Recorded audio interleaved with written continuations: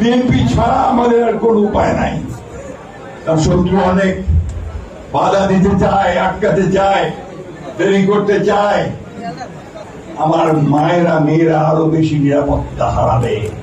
যত নির্বাচনের দেরি হবে তত বাংলাদেশ পিছিয়ে যাবে। সেই জন্য দরকার একটা নির্বাচিত সরকার। এই ৩১ দফার মধ্যেই আছে বাংলাদেশের ভবিষ্যৎ।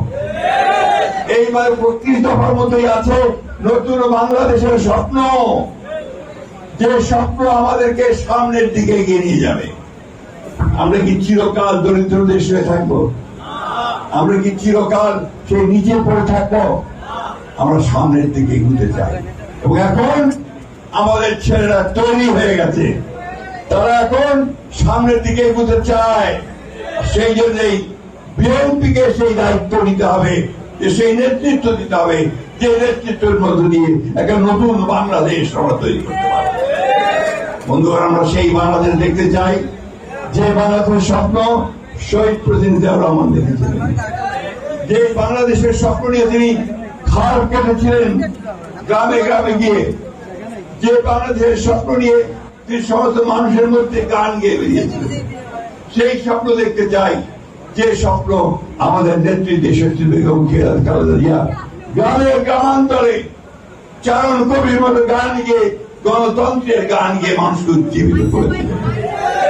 আমরা সেই স্বপ্ন দেখতে চাই, যার স্বপ্ন আমাদেরকে এখন আমাদেরকে তরুণ নেতা তারেক রহমান সাহেব দেখাচ্ছেন। দেখা আসুন আমরা সবাই মিলে একটা নতুন বাংলাদেশ গড়ে তুলি। সহজে হবে না, তার শত্রু অনেক বাধা দিতে চায়, আটকাতে চায়, দেরি করতে চায়।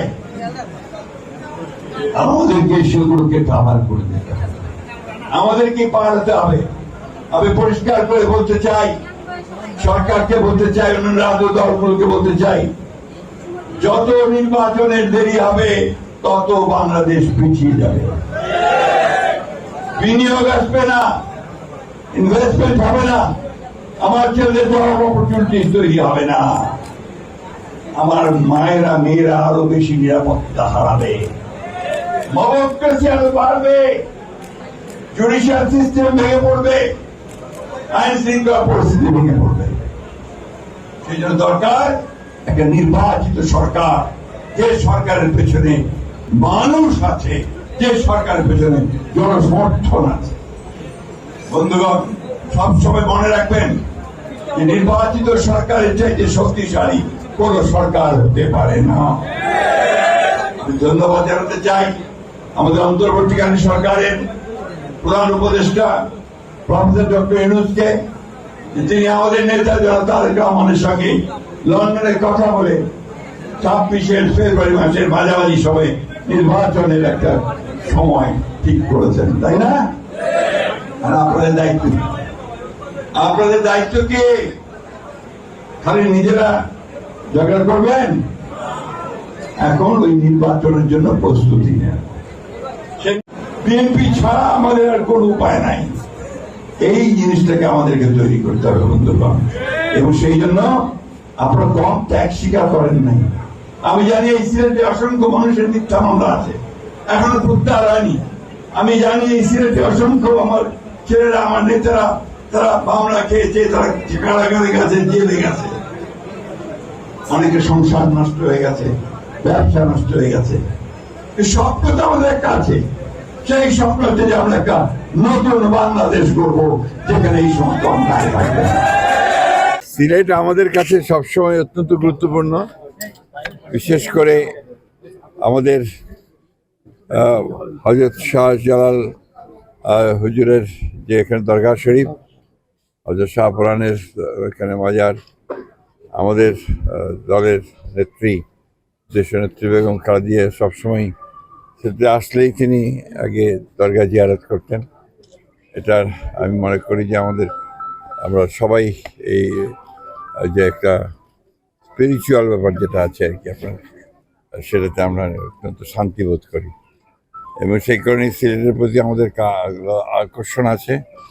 এটা একটা পুণ্যভূমি এবং সেখানে আসলে আমরা নিজেরা অত্যন্ত তৃপ্ত বোধ করি। আর আজকে এসছি দলের সভা আছে, সেই সভায় আমরা সবাই মিলে একসাথে সভাটাকে সফল করার জন্য আমরা সিলেটে এসেছি।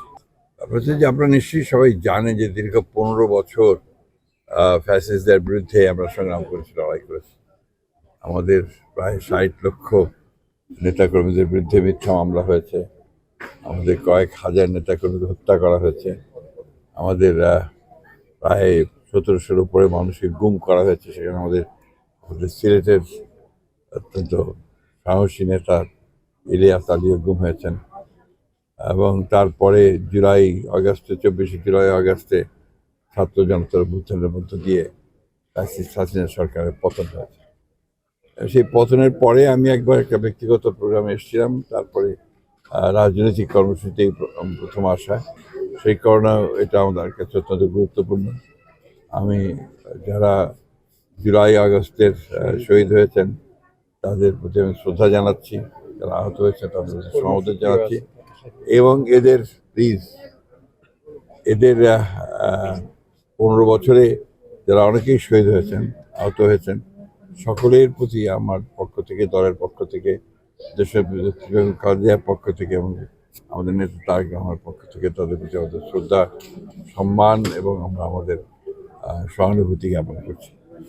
আমরা আশা করি যে বাংলাদেশের মানুষ যে জন্য লড়াই করেছে তাদের গণতান্ত্রিক অধিকার ফিরে পাওয়ার জন্য ইতিমধ্যে লন্ডনে ভারপ্রাপ্ত চেয়ারম্যান জনাব তারেক রহমানের সঙ্গে প্রধান উপদেষ্টা প্রফেসর ইউনূসের যে বৈঠক হয়েছে, সেই বৈঠকে ফেব্রুয়ারিতে নির্বাচনের একটা মোটামুটি আলোচনা হয়েছে।